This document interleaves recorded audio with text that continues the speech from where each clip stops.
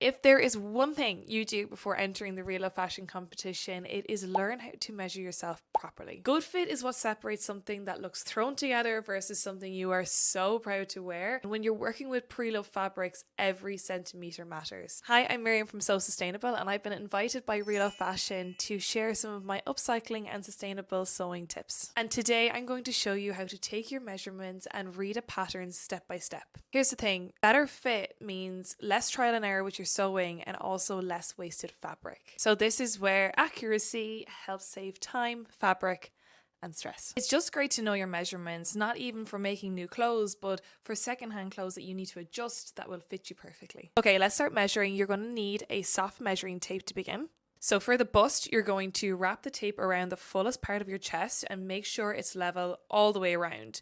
For your waist, find the narrowest part of your torso, usually just above your belly button, and measuring it snug but not too tight. Next is your hips. Stand with your feet together and measure the widest part of your hips. For shoulders, measure across the back from one shoulder point to the other, and finally the inseam.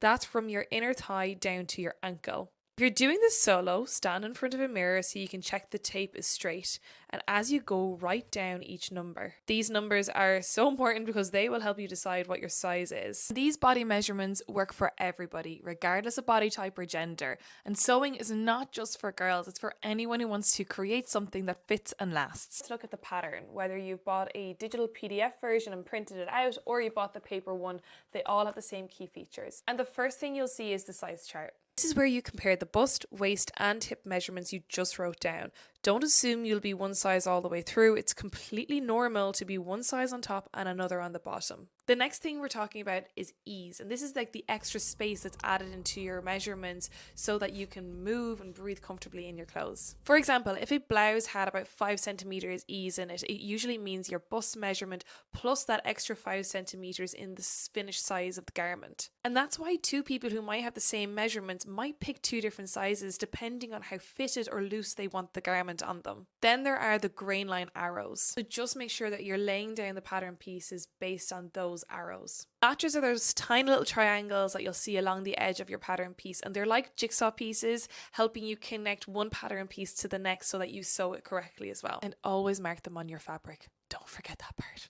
Finally, you'll see cutting lines, and these are the multiple outlines around the pattern piece that usually represent different sizes. We always recommend tracing your pattern instead of cutting straight into it so you can reuse it for other sizes or designs later.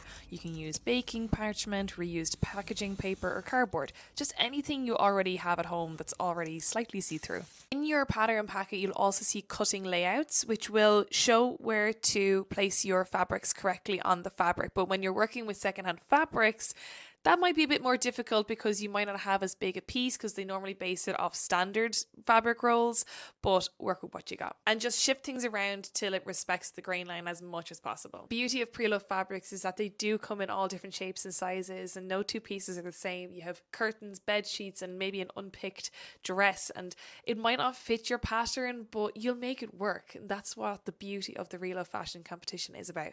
So that's the foundations.